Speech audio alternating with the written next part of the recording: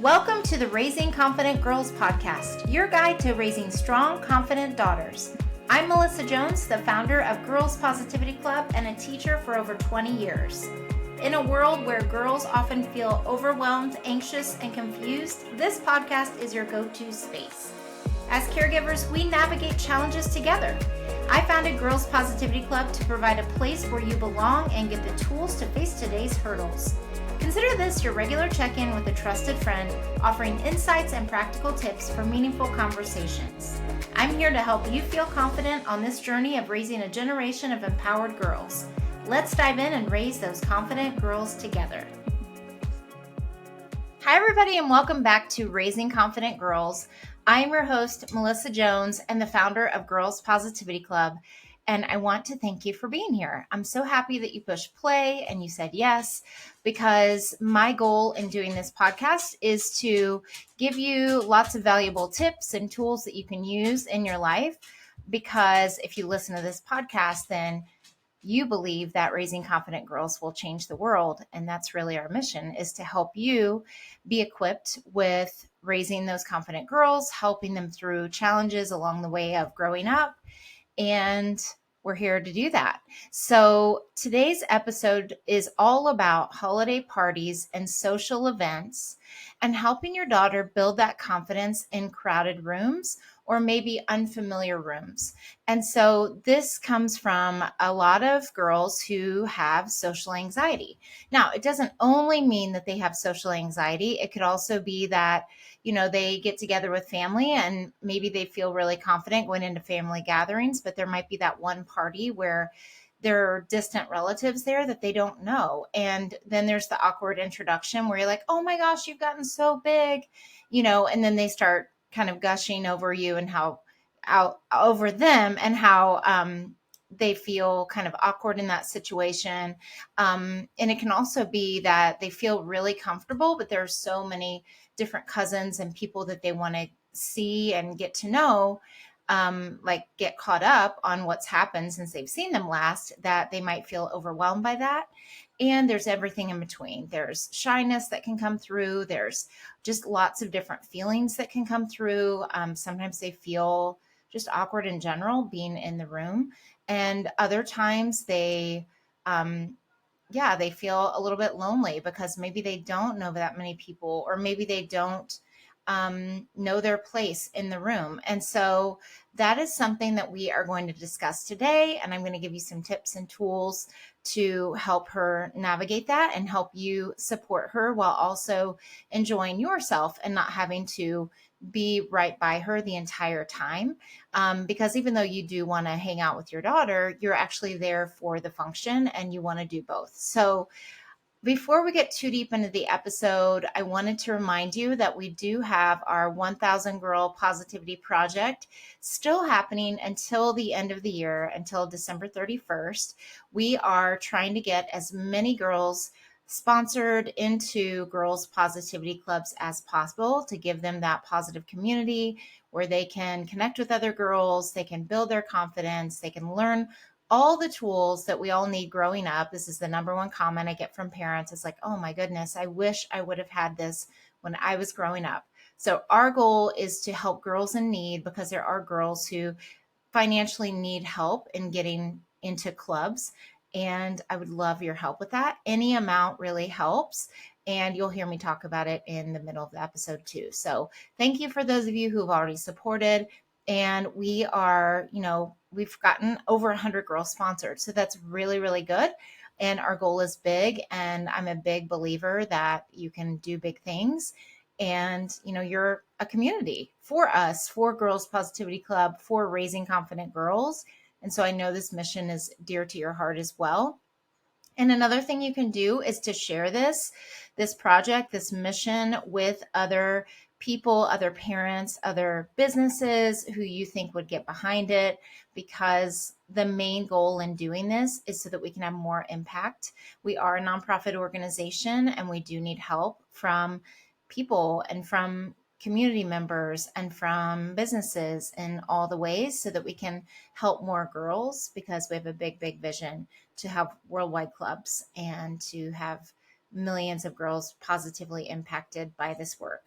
So I really appreciate it if you would consider donating or passing us along to someone who could help.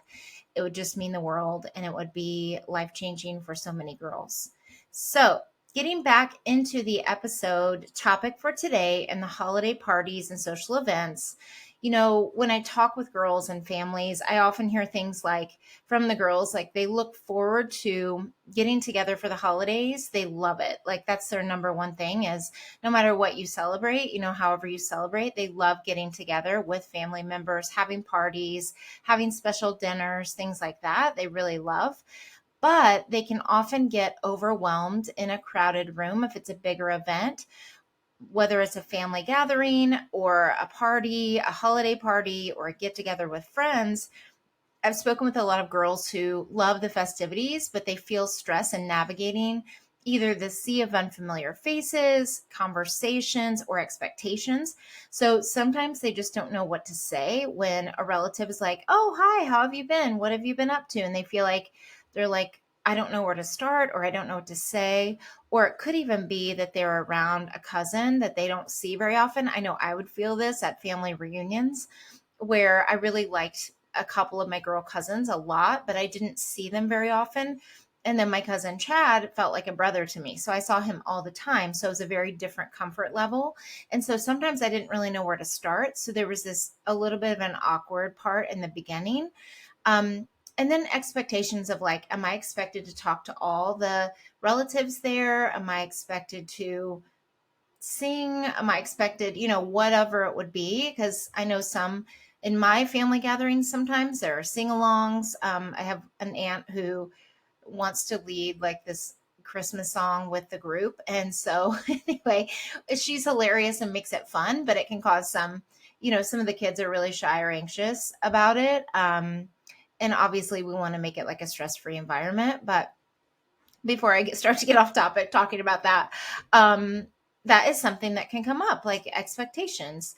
And then, other girls love the holiday cheer, but they get a little bit anxious by not knowing where they fit as far as like with the group and who they want to spend their time with, while other girls feel super confident going into the room, but they might feel overwhelmed by the number of people that want to talk to them or hang out with them. I've seen this before with my own relatives, and when there's like one popular cousin, because she's very kind, very interactive, especially with the younger kids, they're all like, "I want to play with you, I want to play with you," and they're all like crowding around her, and she can feel a little bit overwhelmed by that. Um, and it also could be people her own age who want to hang out and catch up. And she feels like she wants to spend one on one time with them or doesn't know, do they do a group thing together and how that works. And if you're thinking about all of these different scenarios I'm describing, you're like, that doesn't sound like my daughter at all, like any of those, then maybe this is a good opportunity to observe, your other nieces who come to these functions and just see, just noticing even how your daughter could be a support to her if she's in any of these situations, or you just notice it and you choose to support her in that moment. Because sometimes it is pretty obvious when a girl is feeling really shy, and maybe you go over and make it a point to initiate something between your daughter and her who, maybe your daughter does feel confident and you can tell that your niece needs a little bit more help in that area, or especially if it's a newly blended family and it's a stepdaughter who is joining the group for the first time, things like that. So there can be a lot of different situations in navigating that over the holidays and these family gatherings that are really joyful, but can also cause some challenges as well. And really, what we want is for our daughters to enjoy the holiday fun, but we can also recognize when it can feel a little bit chaotic, or even at school parties. Sometimes they have school parties in the classroom there, and those are often really condensed because there's not a lot of time in the school day. Again, these can be extended family gatherings or even just new people that she's meeting. So it can bring a lot of excitement, and it can also bring some anxiety. So sometimes it can get lost, like the fun can get lost in the shuffle of trying to fit it in and avoid being overwhelmed, and then trying to escape uncomfortable situations. So those things can all happen. And these are the most common problems that I hear from girls or from families who notice this about their daughters in these situations, not knowing everything that's going to happen during the event and not knowing everyone well. So this could cause um, them to feel awkward. So your daughter might feel unsure about how to engage because she doesn't know really what's going to happen at the event, or she doesn't know the people at the gathering. So that's one. The second one is being the center of attention and feeling that pressure or that overwhelm, especially if she's really outgoing naturally, but struggles with maybe the pressure of having to keep everyone entertained or feeling like she's pulled in every direction. And another one is feeling anxious in crowded situations. So this may lead to her feeling stress or overwhelm. So this could be large crowds, loud noises, unfamiliar people who overwhelm her, cause her anxiety or stress. She might even feel nervous or isolated in a big group. Or it could be that feeling like she doesn't know what to say when she's one-on-one with someone that she hasn't really seen very often. Um, the other problem can be feeling bored or disconnected, a lack of engagement.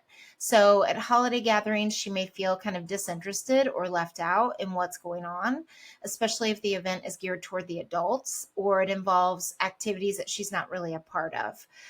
Especially if you have a family where a lot of the kids, I've heard this from a girl before, is a lot of her cousins are all grown or older and she is the youngest. And so then everything's kind of geared toward the adults and she feels a little bit out of place because she's not an adult, and just figuring out a way that she can fit in. And then speaking of fitting in, that can be another thing. She can feel like she's not fitting in. In the example before, she could feel bored because it's not her cup of tea, but then also she might feel excluded from group conversations. She might be the only kid at the adult table listening to all the adult conversation, especially if she doesn't know the people very well and she feels uncomfortable leaving your side, but at the same time, she doesn't really feel engaged or part of the conversation when it's geared toward adults and talking, catching up on life things that are more adult focused. So this is the part where we start talking about what to do. So those are really common ideas of problems that can be faced in these situations. So here are some things that you can do. And I'm going to do it this time where instead of their general tips, I'm going to give specific tips for each situation. So the first one is when your daughter doesn't know everyone well. So let's say you go to the gathering, she knows a few people pretty well, but there are extended family people there that she doesn't know.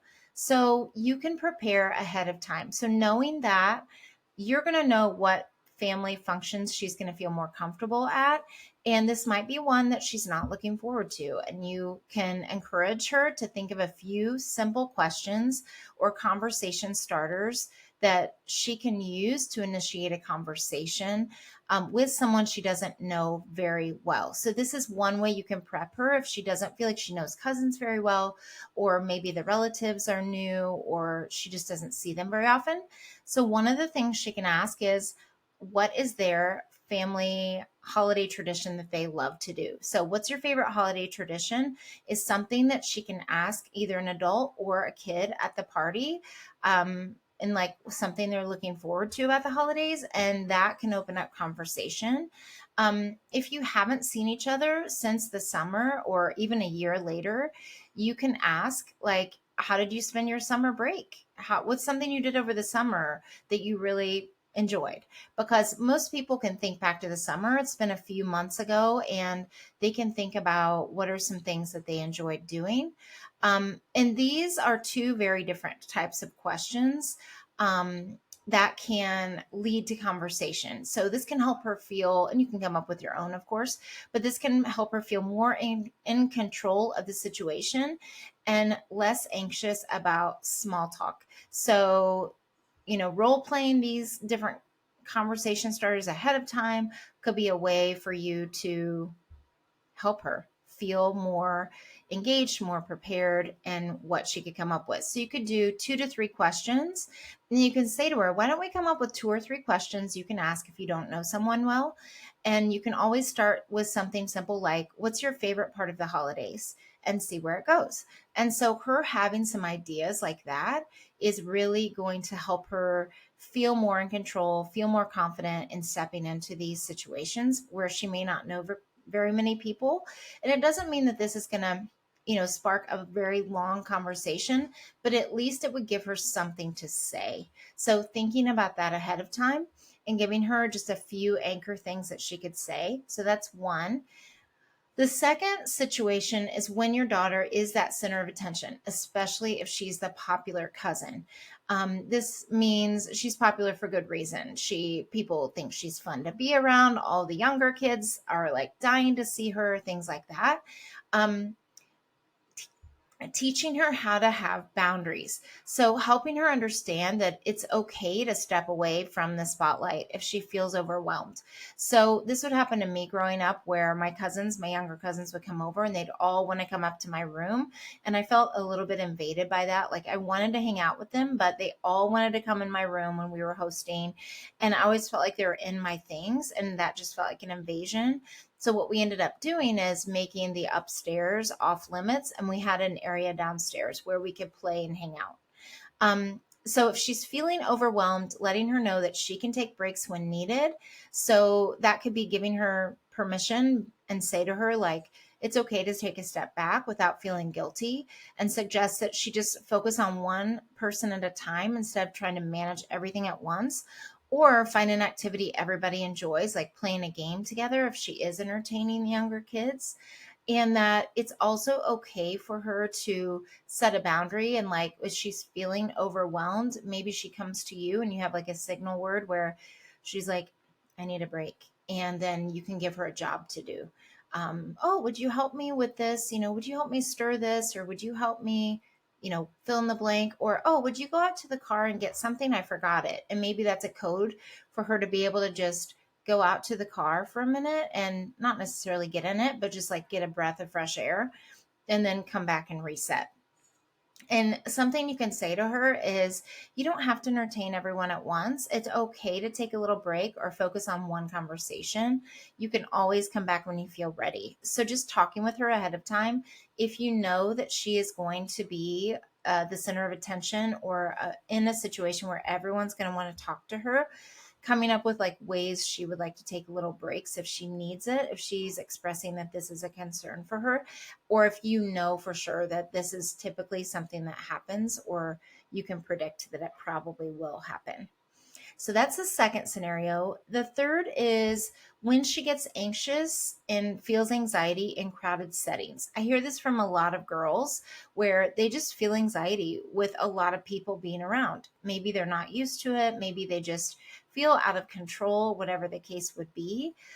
So before attending a crowded event, and this could be a community event, maybe you go to, we have this like little village that is set up every year. It's like a German, like a festival, and it's geared toward the holidays, and it's super crowded. There are people everywhere because it's awesome, and it's outdoors, and there are different activities you can do. There's an ice skating rink, there's a hot cocoa place, there's warm pretzels, there's like souvenir type of things, gift things you can buy, but there's a lot of people. So it can even be something like that. So before you go, talking with her, like if you know that she gets anxiety in these types of places or at big family gatherings, you can say that if she feels overwhelmed, whether it's, in any situation, talking again about how could she get some fresh air to take a break. If you're already outside, that's, different, but where could she go to take a break? That would be a safe place for her. And the bathroom is a safe place. So if she needs a break, she can say, I need to use the restroom, and she can go to the bathroom, the toilet, the loo, whatever you call it, or even a quiet room. The coat room is often another space where she could go, and maybe she remembers she has chapstick in her pocket, or maybe she remembers to put something in her pocket. Some girls like to have little fidgets and things to help them feel more in control or calm. So maybe she sticks one of those in her coat pocket if there's a coat room. In my family, there was always like a spare bedroom or something where all the coats were kept. And then she would just ask if she could go to that room to get something. And then they're always quiet. Like I've never been in a coat room that's been noisy. And so she can just take a minute and just breathe and just reset. And same thing with the bathroom. Like no one's going to follow you in the bathroom. Even little cousins, you can say, I'll be right back. And they might ask if they can go, but you can tell her, obviously, it's okay to say, I need privacy in the bathroom. So just encouraging her to take a break whenever she needs. And just, you can even have a little word that she comes and tells you if she's feeling overwhelmed. Or I have had a signal before where I've had a child like touch my wrist, and that was like a signal. Especially it was good if I was talking to someone and they just come and touch my wrist, and I know that's the signal for whatever it is. And so this will help her feel more empowered to manage her emotions rather than feeling trapped in her anxiety. And, you can say to her, if this crowd is too much, you can always step outside. You can always go to the coat room, the bathroom, whatever you decide, a quiet corner to regroup. And obviously, if you're in public, making sure that it's not a place away from you that would be unsafe. And just saying, like, then take a break and come back when you're ready. So, whatever that would be. I've even had girls take like a little sketch pad or something with them, or something that brings them comfort. That they can do for a few minutes and then come back when they feel better. And obviously that positive language is really important too, like telling herself like, it's okay, I can get through this. That positive self-talk is really powerful in that moment as well. And yeah, and just teaching her different things she can do to step away is another really empowering thing to do. The fourth one is when your daughter is feeling bored or disconnected. So this could be that the kids her age or around her age have totally different interests. This could also be she's the youngest and everyone else is either in college or high school or adults. This could also be she's the youngest. Well, I guess that is the same thing. Sorry. This could be she's the oldest and everybody else is little. So she is having a hard time relating to all of the little kids. So any of these things, or it could just be kind of boring. Maybe there's not a lot going on. Maybe there's just a meal and no one's really talking or doing anything. So you can encourage her to actively get engaged. So if she knows that this is typically a boring function for her, you can suggest ways that she could get involved or take initiative to make the event more enjoyable for not only her, but other people. So if she's feeling bored, she could organize a game or an activity if she is the oldest and there are younger kids. And she could come up with some ideas ahead of time. And it could be simple like charades. It doesn't have to be a long drawn out thing. It doesn't have to be anything she makes. It could be something that is very simple where they sit in a circle and everybody says one word in telling a story. So that's something really simple and popular with the girls is like, let's all sit around. Let's make up. You guys want to make up a story. And this is really, any younger kid looking up to an older girl is going to be like, oh my gosh, yes, I want to do that. Or, they just love to do anything that the older child suggests usually, because it just seems exciting because they're the older and they're the cool kids. And so just thinking about something she could do and helping her come up with a couple of ideas if she already knows that this could be an issue. Or she can offer to help with setting up, cleaning up, serving something. So she might want to break from if there are younger kids, or she might not have any younger kids around or kids her age. So she might want to help out, and that might make her feel useful and like she at least can do something during the activity, during the function. So encouraging her to find one person or a group to connect with so she doesn't feel lost in the crowd. So maybe like, okay, these people are going to be here. Who is one person that you feel like you could talk to or you would feel more connected with? And this could be an aunt, an uncle. This could be another adult, like a young adult. This could be a younger one. Maybe there's a baby in the family and maybe she is like, well, maybe I can help with the baby. So whatever this would be for her, just thinking about it ahead of time a little bit. And these things don't have to be planned out weeks in advance. This could be a day of conversation or maybe the night before, especially if you're having open conversation with that check in. And she's expressing a little bit of concern with going to this family function. And so, what you can say is if she is expressing that she usually feels bored or disconnected from this certain function, you can say, if you're feeling disconnected or you're feeling left out or you're feeling bored, maybe you could start a game with your younger cousins, or maybe you could this or that. So, just like the examples I gave, if you're not feeling the party, see if there's anything you can do to help out or get involved. So, especially the people that are hosting, there's usually so much to do that you could offer to do something, or maybe she notices that she could clean up the kids' toys, or she could, organize something or something like that. Or she could just entertain herself for a little bit without it seeming isolated. So thinking about like saying to her, like, is there something you'd like to take with you, that she wouldn't isolate herself and seem like she's not approachable, but maybe she could do something nearby. So maybe if there's, she likes to color or draw or whatever it would be, maybe she likes to build. And so if she's at that age where she could take things with her to do, she could bring her Lego kit or something like that. So these are some ideas for when your daughter's feeling bored or disconnected from the group. The fifth one and final one is when she's feeling like she's not really fitting in. And this could happen too if interests are changing between cousins or relatives. This could be where she's just not feeling like she's finding her person there. And all these things are okay. Like these things are going to happen at family functions sometimes, because these might not be people that you hang out with all the time, but it's part of your family tradition to see them once a year or twice a year or whatever it is. So if your daughter is feeling excluded, you could suggest that she approach someone else or take initiative in the conversation, like what we talked about earlier.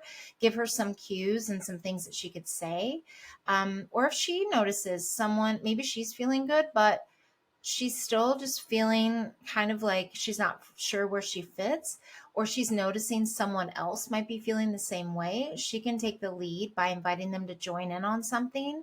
And this could be, again, like bringing games and activities that she can invite people to do that would give her a place, and it would help her feel more in control of something too, even if it's bingo, even if it's a board game that she likes.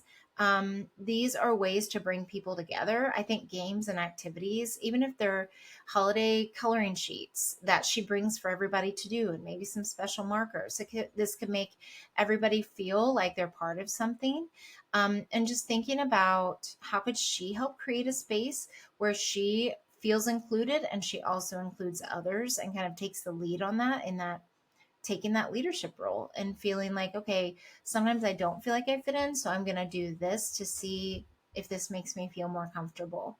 So what you can say to her is like, if you're not feeling included, it's okay to talk to someone else or to ask to be part of the conversation. So sometimes they don't know what to say. They just feel like they're standing there. And you can ask them if you can join in. Like that's something that you can say that can be really helpful even to the other people. Sometimes they think, especially if you have a shy daughter, that she may not want to be included.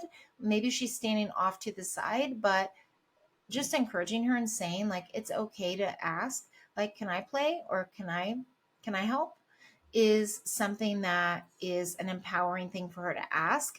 And it's also showing her how to take initiative in these situations and not feel like she has to stay invisible and in the background, and that she can do that for others too. So it would be kind for her to notice people doing that and include them and invite them to join.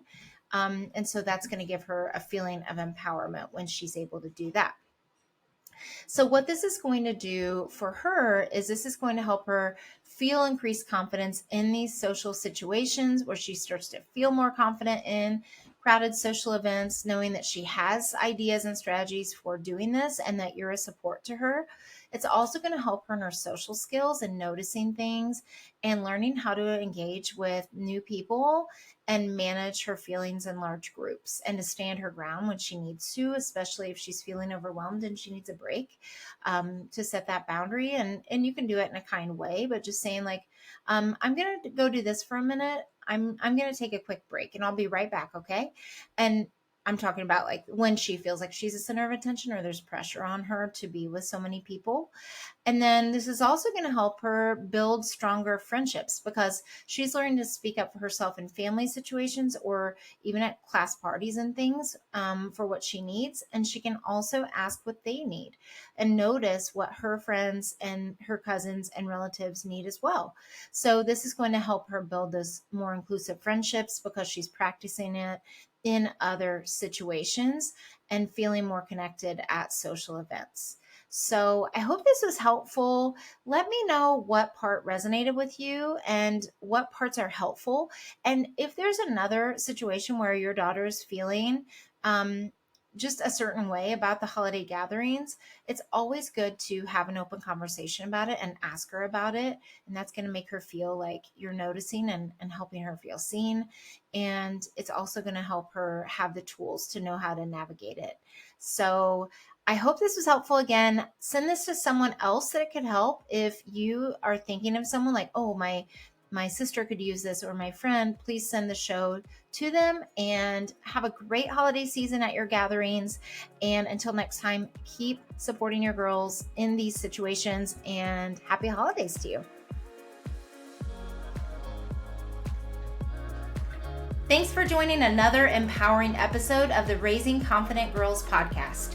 Share today's insights with caregivers and friends, building beautiful relationships with strong girls.